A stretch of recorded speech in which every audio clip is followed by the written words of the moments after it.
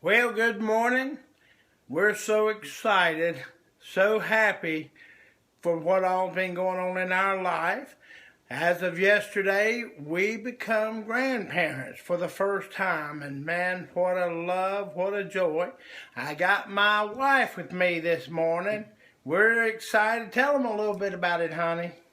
I just want to thank everyone for all your prayers and thoughts yesterday for Amy, our daughter, Gary, her husband, and Amelia Grace, which is the baby. She was 6 pounds, 15 ounces, 18 and 3/4 inches long, perfect, and just a gift from God. And we want to thank everyone so much for your prayers and everything. Thank you, honey. You know, I want to say a special thanks to a special couple out there that made it possible for me to be there too. For they came by and donated a wheelchair to me, and I thank you so much. God's been so good to us. We've been out of work a couple of months, going to be out of work some more with some issues going on with our feet and the health, but God is still looking after us and supplying our needs. We're so thankful, and we love each and every one of you.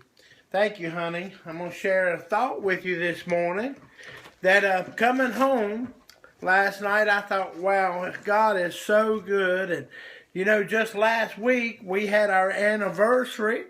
And then my daughter, she had been in the hospital with infection. It was really high blood counts, and afraid for the baby and the daughter and everything there. God just pulled through. He heard your prayers. You touched the hem of his garment.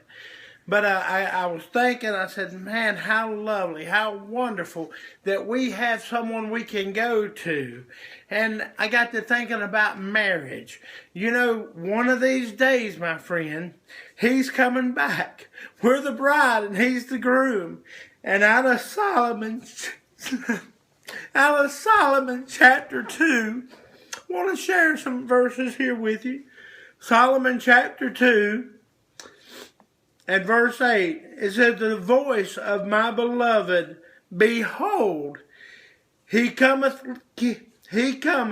leaping upon the mountains, skipping upon the hills. Now this book here of Solomon is talking about King Solomon when he was getting married. And this was their thought. And my thought goes today to you is that one of these days, he's going to come skipping across those mountains. He's going to become leaping upon the hills, coming so excited to get his bride, to pick his bride, his children up.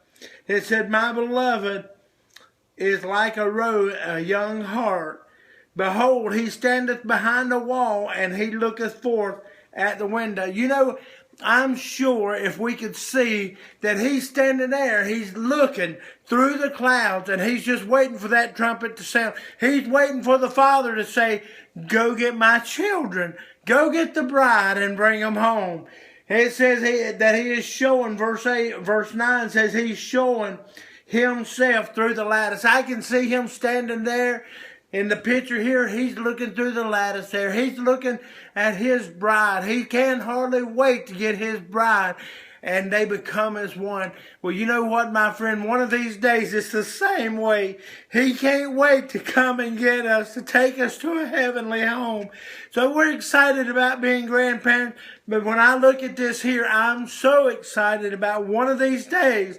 I know that heaven's my home. I know that I've got a marriage that I'm going to be going to. I know that I'm going to get to sit there at that table. But most of all, I'm going to get to sit there at the feet of my Lord and Savior and thank him for what he's done and looked after us.